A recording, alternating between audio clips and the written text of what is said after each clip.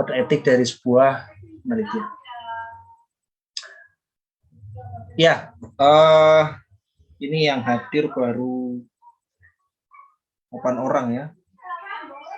Tapi ya sudah. Kita coba record saja, barangkali nanti kita bisa share di YouTube. Recording in progress. Baik,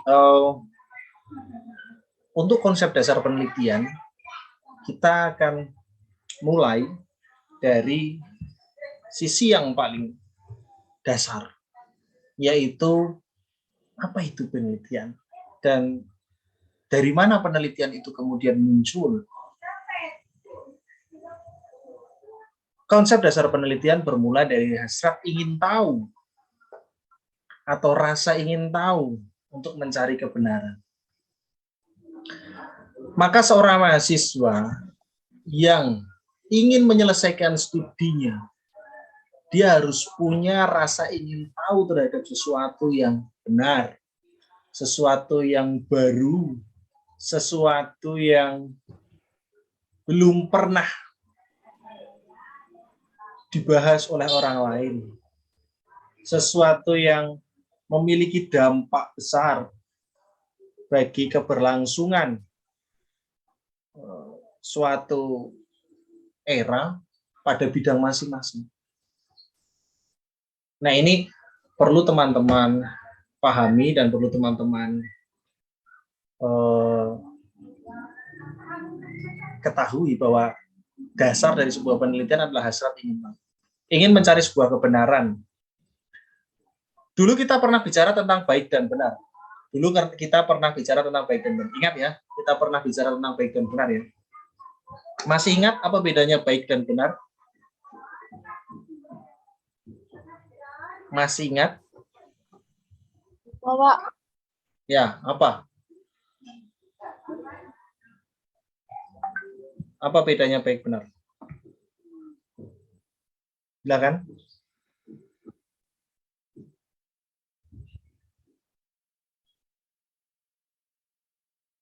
Baik. Ya. Tepat apa yang disampaikan Mas Rangga. Dulu awal pertemuan kita sudah berbicara tentang baik dan benar. Maka di dalam proses penelitian ini adalah kita mencari kebenaran. Mencari sesuatu yang pasti melalui tahap-tahap ilmiah. Maka hasil dari sebuah penelitian itu adalah ilmu baru, bukan pengetahuan baru.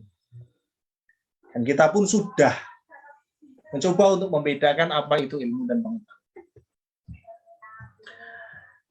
Ada pendekatan non-ilmiah, teman-teman, di dalam proses kita mencari tahu. Ya. Assalamualaikum Bapak Ibu. Di dalam proses ingin mencari tahu itu kita memiliki dua. Assalamualaikum Bapak Ibu. Waalaikumsalam warahmatullahi wabarakatuh. Suara saya bisa didengar ya? Baik. Jadi prosesnya adalah kita mulai. Ada dua pendekatan. Pendekatan pertama adalah pendekatan non-ilmiah. Pendekatan non-ilmiah itu berasal dari mana saja, Pak? Masa jelas sekali. Makanya saya pakai headset. Yang semoga suaranya jelas ya. Sebentar ya. Bagus kok terdengar. Baik, yaitu bermula dari akal sehat. Apakah semua yang bisa masuk ke dalam akal sehat itu adalah sesuatu yang ilmiah? Apakah semua, saya ulangi pertanyaannya, apakah semua yang masuk ke dalam akal sehat adalah sesuatu yang ilmiah?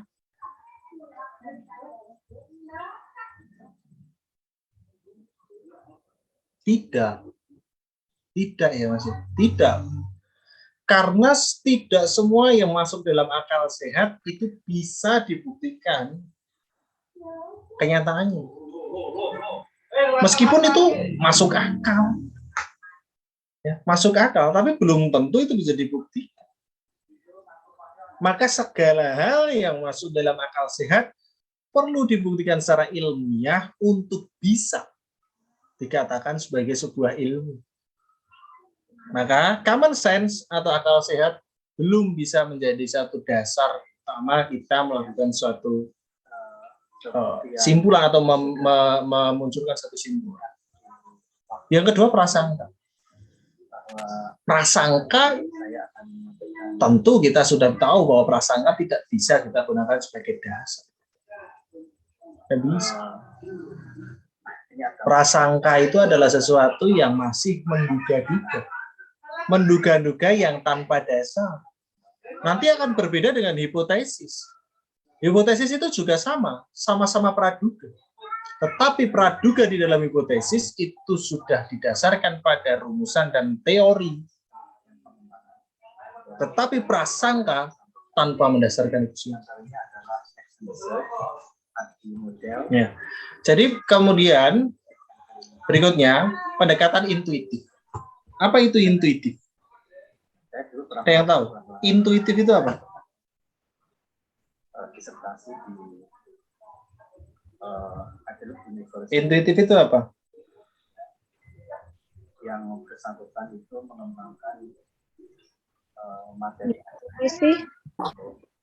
Silakan. dengan menggunakan Silakan. research atau penelitian tindakan Ada yang tahu yang partisipatif. Dan yang bersangkutan apa itu intuitif? Imajinasi? Anda Hanya imajinasi saja? Firasat, Pak. di Australia banyak digunakan, Firasat. Firasat? tapi di Indonesia Kalau kita melihat dari istilah, intuisi itu adalah dorongan hati. karena Dorongan hati seseorang untuk melakukan sesuatu. Dorongan hati seseorang di dalam itu tidak apa ya? dipelajari dan tidak Dorongan hati seseorang untuk sehingga memahami sesuatu. Hanya dorongan hati. Jadi ini masuk ke dalam konsep non ilmiah. Karena apa? Karena dorongan hati tidak bisa dijadikan sebagai dasar di dalam proses ilmiah.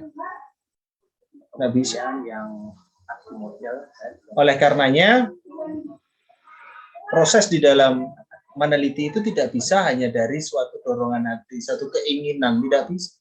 Saya ingin, dalam dua pertemuan saya ingin ini, saya ingin itu, kemudian itu dijadikan suatu dasar untuk melakukan penelitian, tidak boleh. Kemudian kebetulan atau coba-coba itu juga tidak boleh. Nah ini yang dimaksud dari semua ini ya, dari semua ini pendekatan ilmiah ini masih pengetahuan konsepnya. Konsepnya masih pengetahuan, belum ilmu. Maka dimasukkannya ke dalam pendekatan non ilmiah. Kebetulan atau coba-coba. Saya kasih tahu. Kalau saya memberi Anda semua ini sebuah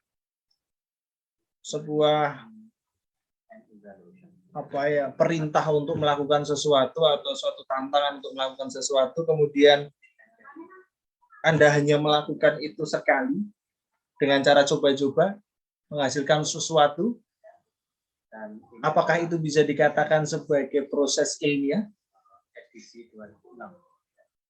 Nanti ada edisi 2019 yang terbaru dari Bisa dikatakan proses ilmiah?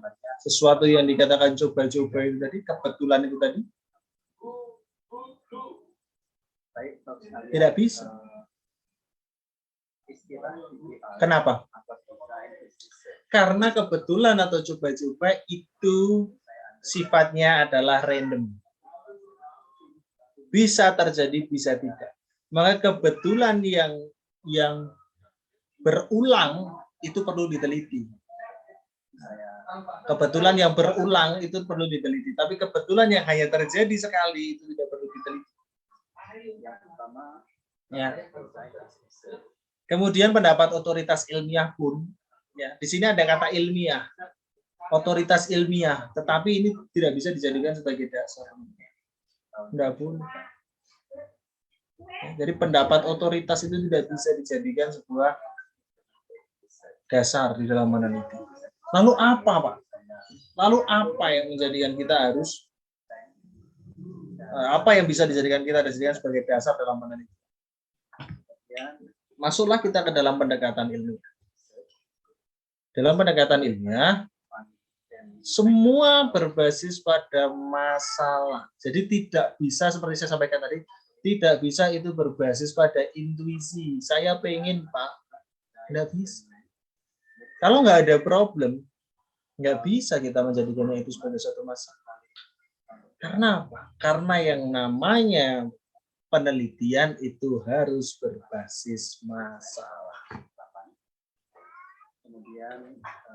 Jadi teman-teman, besok kalau teman-teman mau membuat sebuah judul atau mencari bahan kajian dalam penelitian teman-teman untuk tugas akhir, maka usahakan semaksimal mungkin, sebaik mungkin untuk temukan dulu problematikanya.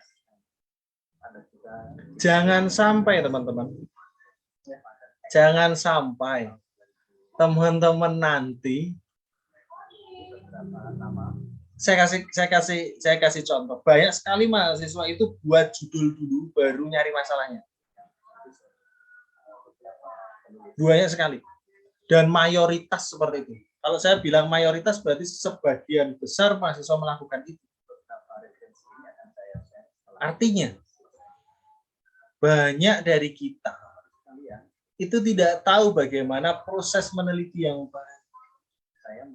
Karena semestinya yang namanya penelitian itu berbasis masalah. Ada masalah enggak? Kita teliti. Ada sesuatu yang kurang enggak? Kita teliti.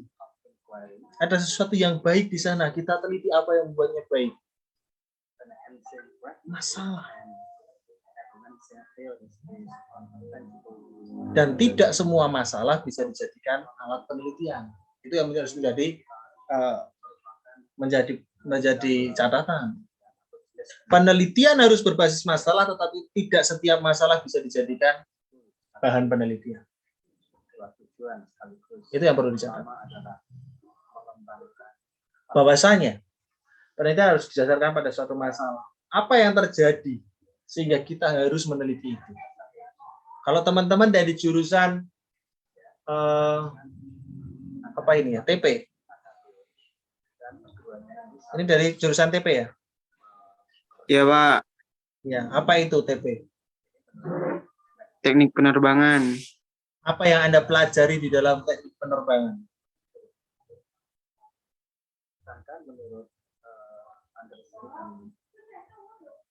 Kok diam? Kok diam? Apa yang Anda pelajari? Ini sudah semester berapa ini teman-teman ini? Ada semester 5, ada semester 3. Dan Anda masih belum tahu apa yang dipelajari di teknik penerbangan. Izin, Pak. Ya, ya banyak, tapi apa fokusnya? Izin menjawab, Pak. Silakan, Mungkin kalau dari saya kayak analisis perancangan, terus pengoperasian pesawat terbang seperti itu, Pak. Oke. Kurang lebihnya seperti itu. Perencanaan. Apakah Anda belajar perencanaan, perancangan, dan pengoperasian? Oke, perencanaan, perancangan, dan pengoperasian.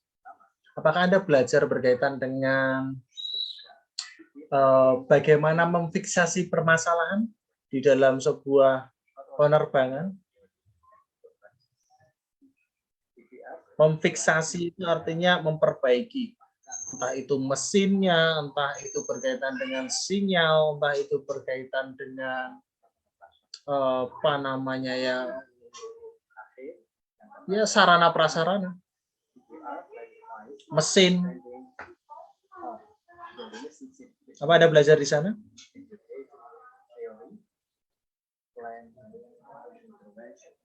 Ya. Maka sebenarnya bidang kajian teman-teman ini sangat luas. Bidang kajian teman-teman sangat luas. Teman-teman nanti tinggal fokus mau kemana. Saya mau mengkaji berkaitan dengan apa. Saya lebih tertarik pada mesin, oke. Saya lebih tertarik pada teknologi tepat guna yang bisa digunakan atau yang berbasis pada teknologi penerbangan. Saya lebih fokus kepada memanfaatkan apa yang sudah ada saat ini untuk saya teliti. Dalam artian objek-objek yang sudah ada.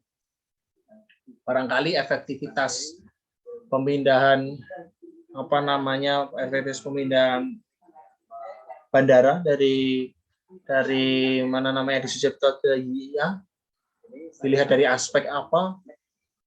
Coba teman-teman lebih fokus. Dari mana Pak saya bisa mencari itu semua? Dengan membaca. Dengan membaca. Saya beritahu teman-teman. Mbak Faradiba. Mbak, Anda suka makan durian? Suka, Pak. Suka. Ada teman-teman di sini, yang bukan suka atau tidak suka, tetapi memang belum pernah sama sekali mencoba durian. Ada tidak? Dari 34 mahasiswa yang ada di sini, ada tidak yang belum pernah sama sekali makan durian? Entah itu karena memang tidak suka atau karena memang belum pernah mencoba. Ada tidak? Ada? Nggak ada Halo? kayaknya, Pak. Oke. Ada yang tidak suka durian?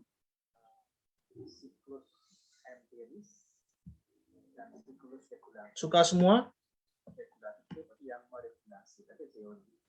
Iya, Pak, suka semua, Pak. Suka semua. Baik. Ya, sekarang saya tanya pada Mas Rangga, Mas, kalau Anda saya minta tolong ya, membeli buah durian. Kemudian Mas Ranggama ini hanya membeli 2 buah durian. Dari 2 buah yang Mas Ranggama beli tadi, ternyata tidak ada satupun yang manis. Artinya semuanya berasa hambar. Apakah Mas Ranggama sudah berhak untuk mengatakan bahwa durian adalah buah yang rasanya hambar?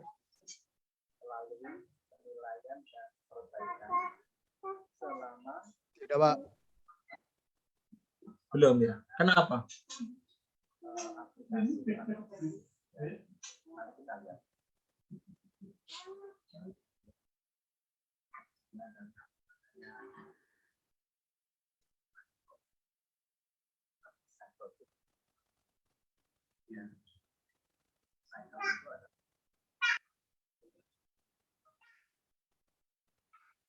Iya. Ini jawaban cerdas. Jawaban yang cerdas dan jawaban yang sangat tepat. 2 buah durian ini hanya data awal. Hanya data awal. Belum bisa kita gunakan untuk menyimpulkan bahwa durian adalah buah yang hambar. Karena apa? Karena kita belum punya data lain. Belum punya data berdasar pada hasil analisis dokumen, hasil wawancara, hasil observasi. Itu belum kita miliki. Ini hanya data berdasar pada coba-coba tadi. Kebetulan 2 yang saya mintakan beli Mas Rangga tadi rasanya hambar. 2 yang rasa hambar ini belum boleh kita gunakan sebagai dasar. Semacam halnya teman-teman ini ketika mau melakukan penelitian. Data yang harus dimiliki haruslah data-data dengan berbagai sumber sebanyak-banyaknya.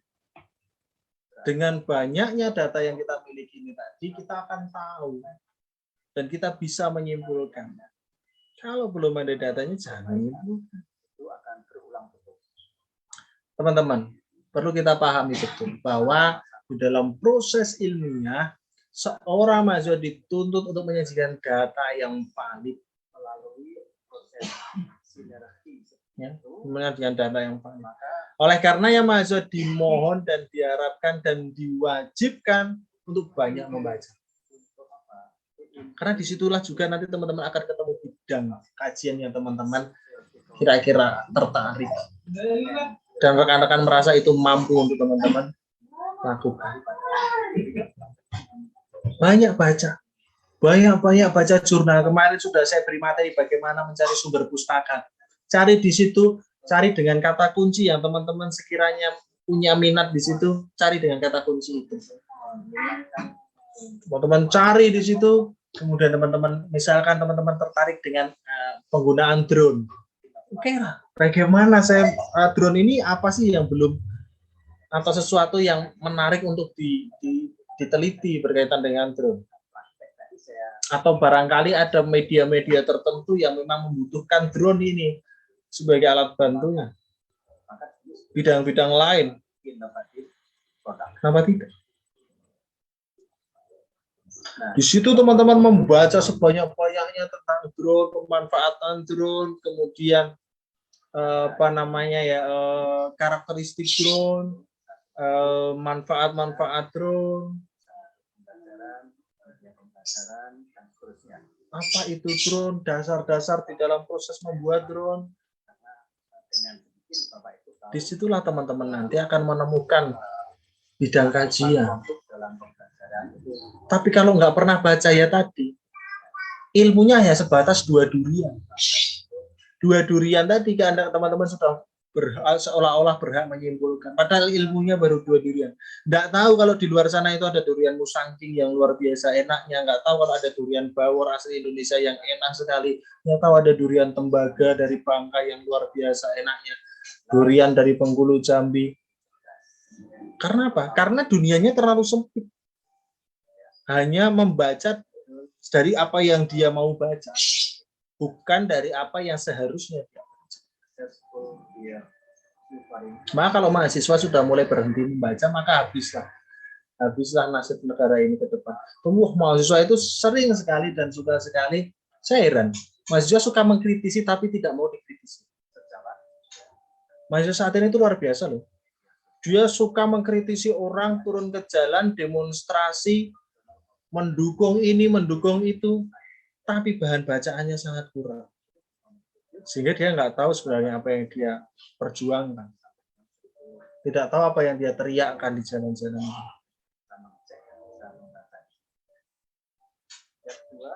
Ini jangan sampai teman-teman menjadi orang yang seperti ini, hanya ikut-ikut turun di jalan. Nggak tahu, nggak punya bahan bacaan, nggak tahu apa-apa, tidak pernah mencoba untuk mencari tahu tentang ilmu-ilmu baru, tertutup dirinya terhadap ilmu-ilmu baru, tertutup untuk mencoba untuk mengeksplor dirinya, mengeksplor ilmu-ilmu baru, tetapi sudah berani bicara. Ingat teman-teman, Anda dulu bisa bicara karena Anda dulu bisa mendengar. Kalau Anda tidak bisa mendengar, Anda tidak akan bisa bicara. Maka lihatlah teman-teman kita, saudara-saudara kita yang tunarungu. Mayoritas mereka yang tunarungu pasti tunawicara. Mayoritas mereka yang tunarungu adalah tunawicara. Karena apa? Karena tidak pernah mendengar kosakata apapun. Sehingga mereka tidak bisa mengucapkan apa. Kalau teman-teman sudah berani ngomong tapi tidak mau mendengar, tidak mau membaca, itu semacam Anda berbicara bahasa Indonesia di depan orang Thailand. Atau Anda mendengar orang Thailand berbicara di depan Anda. Ngomongnya panjang, ngomongnya bagus, ngomongnya lancar, tetapi mitra tutur atau pendengar itu tidak memahami apa yang Anda bicarakan. Karena apa? Kosong. Maka teman-teman, sebelum besok teman-teman itu benar-benar menuju ke tugas akhir, banyak-banyak yang membaca. Cari ilmu-ilmu baru dengan membaca. Banyak sumber-sumber bacaan. Tidak harus teman-teman beli buku. Sekarang orang mau membaca, ingin tahu ini itu, ada banyak sumber di Google kalau memang suka bukanya Google. Memang suka bukanya e-book lewat HP bisa. Mau buka lewat jurnal, lewat WA, lewat HP bisa. Diskusi antar teman bisa. Itu pentingnya membaca. Jadi Masalah ditemukan dari studi lapangan dan membaca. Kalau tanpa itu semua, teman-teman nggak akan bisa menemukan problematika yang tepat, dan teman-teman akan terus bingung. Saya besok skripsi mau ngangkat tentang apa. Jadi masalah itu harus diperoleh dari situ semua. Ya, dari membaca dan dari studi lapangan. Apa yang terjadi di lapangan? Anda membaca di sebuah surat kabar, itu sudah membaca bahwa ada problematika ini. Dan teman-teman teliti. Atau teman-teman studi lapangan. Oh, ada problematika ini. Wawancara di situ, oh ternyata betul ada problematika ini. Baca tentang hal tersebut, apa yang sekiranya bisa dilakukan untuk menjadikan solusi di situ. Maka temukan masalah dulu, baru nanti tawarkan solusi. Menawarkan solusi dalam bentuk apa, Pak Yanuar? Dalam bentuk judul. Nah, kalau teman-teman ini sudah bikin judul, tapi masalahnya belum ketemu, kan lucu. Ibarat kata, Mas Ranggama ini ngomong sama Mbak Paradiba. Paradiba, aku punya solusi untuk kamu. Solusi apa? Kamu punya masalah apa? Loh, saya enggak ada masalah apa-apa. Loh, ada. Kan jadi gitu. Kan jadi mengada-ada masalah. Masalah yang tidak ada seolah-olah diadakan. Dibuat ada. Itu karena apa? Karena sudah salah langkah dari awal. Semestinya dia cari tahu dulu kepada Mbak Paradiba. Paradiba, kamu punya problematika apa? Kan semestinya gitu. Problematika apa yang ada di dirimu? Apa problematika yang ada di dalam kehidupanmu? Coba kamu cerita. Paradiba cerita. Oke. Setelah itu ketemuan masalahnya Paradiba apa? Baru Ranggama yang menawarkan solusi. Logika berpikirnya kan gitu. Jangan tiba-tiba Ranggama datang ke Paradiba. Paradiba, kamu saya beri solusi. Solusi untuk apa? Untuk masalahmu. Nah, Paradiba nggak ada masalah. Kenapa kamu tawarkan solusi? Kan lucu. Ya. Maka berilmu, berilmu, berpikir, berpengetahuan, itu harus menggunakan akal sehat. Itu harus menggunakan proses berpikir yang tepat. Masalah ditemukan dari membaca dan observasi lapangan. Ya.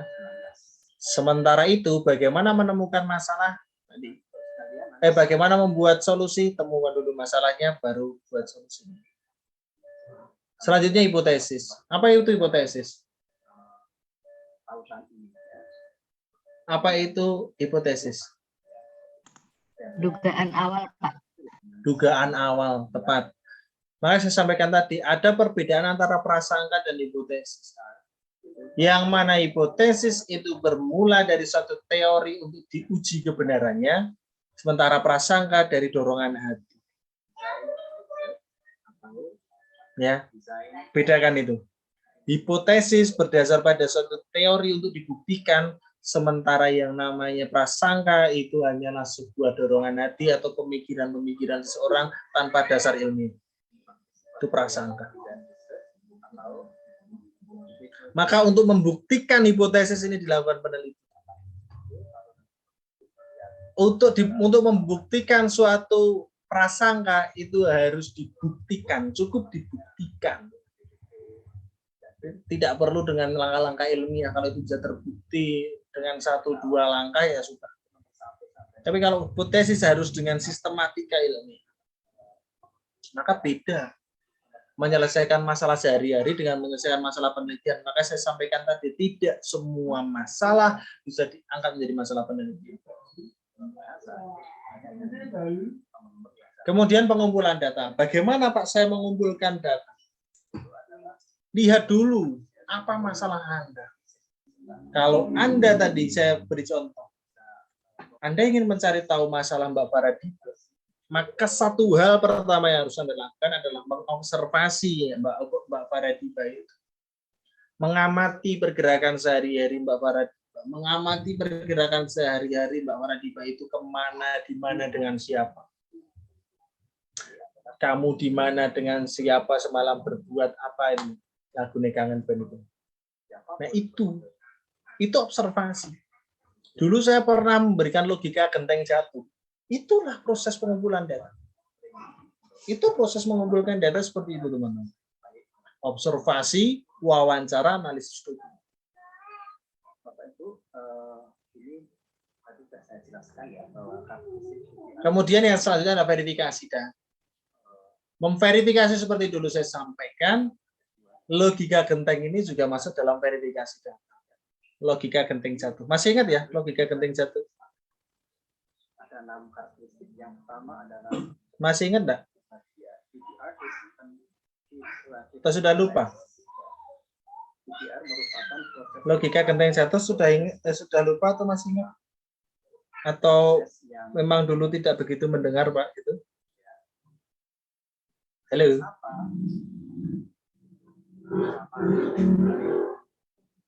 Masih ingat enggak Mas Rangga, Mas? Yang kedua apa? Inexact. Lupa. Dirancang Logika genteng jatuh adalah ketika kita berjalan kemudian ada genteng jatuh dan kita melihat bahwa di situ ada sebuah kayu yang patah sehingga gentengnya jatuh, kita mengobservasi. Dari hasil observasi kita bisa mengetahui bahwa kayunya lapuk. atau seperti Namun apakah cukup hanya dengan hasil observasi? Kita harus memverifikasi data itu, dong. Caranya gimana? Wawancara sama pemilik rumah. Pak, itu kayu sudah berapa tahun? Oh, itu sudah 25 tahun lebih. Oke.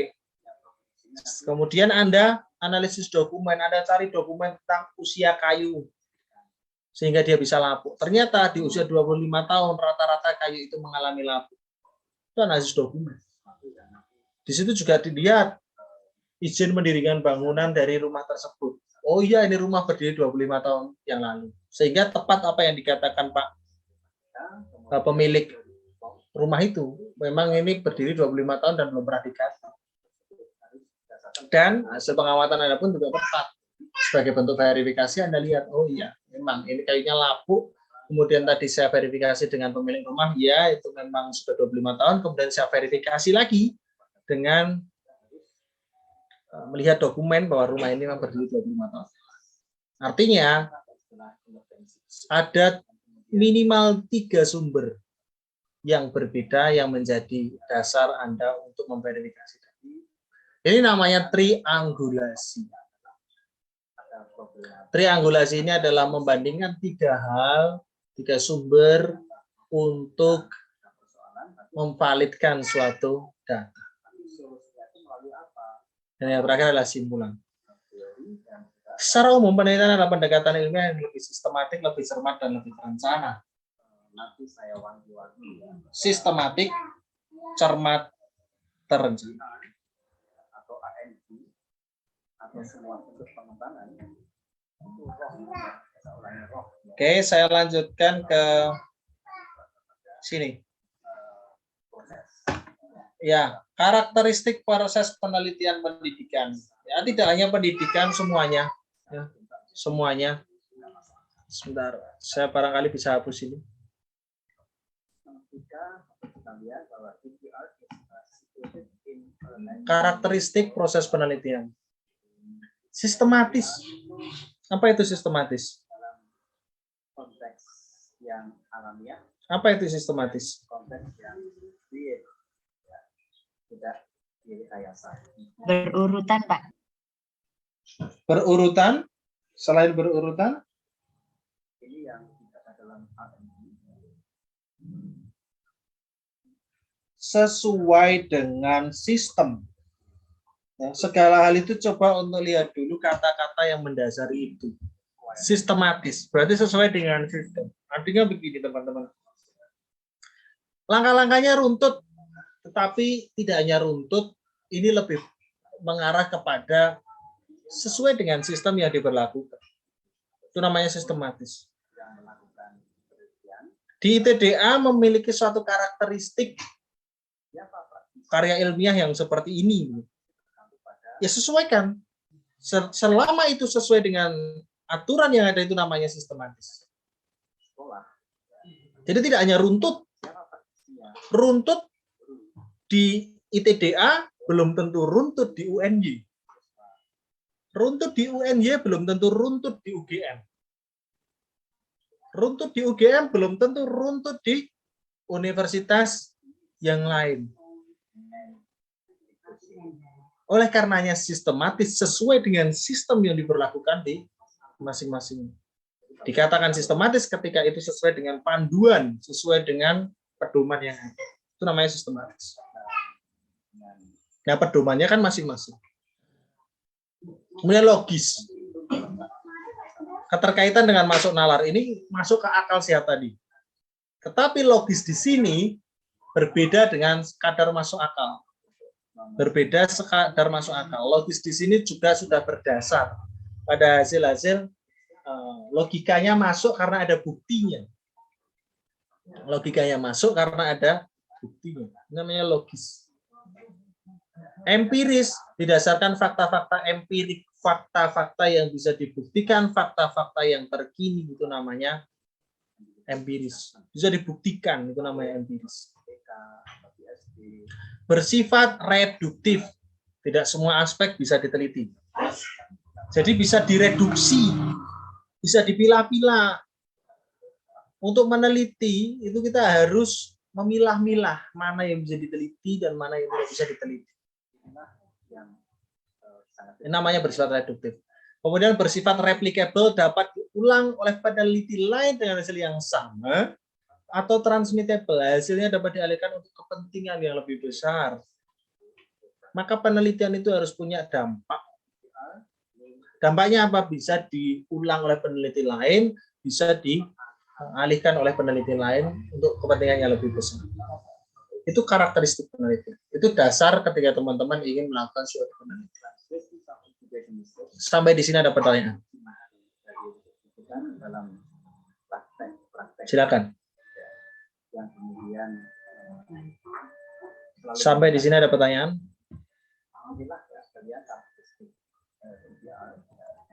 Belum ada, Pak. Belum ada? Belum ada, Pak. Ada karena paham atau karena memang tidak paham sama sekali?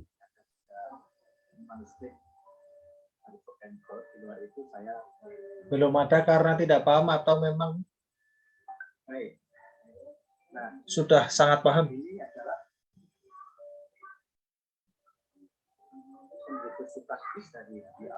Baik, kalau memang tidak ada pertanyaan, ini pukul berapa ini? 16.35. Saya sudah sampaikan, kuliahnya nggak usah lama-lama, nanti kalian bosan. Saya bagikan materi ini, silakan dibaca. Jika memang ada pertanyaan, silakan ditanyakan di grup. Atau jika memang malu untuk bertanya di grup, silakan besok minggu depan ketika kita bertatap muka lagi, silakan ditanyakan. Presensi jangan lupa, sudah saya buka di Elena. Saya akhiri untuk pertemuan kita sore hari ini, nanti saya bagi materinya. Tidak ada pertanyaan? Belum ada, Pak. Belum ada, Pak. Jika memang tidak ada, saya akhiri. Selamat sore. Assalamualaikum warahmatullahi wabarakatuh. Recording stopped. Waalaikumsalam warahmatullahi wabarakatuh.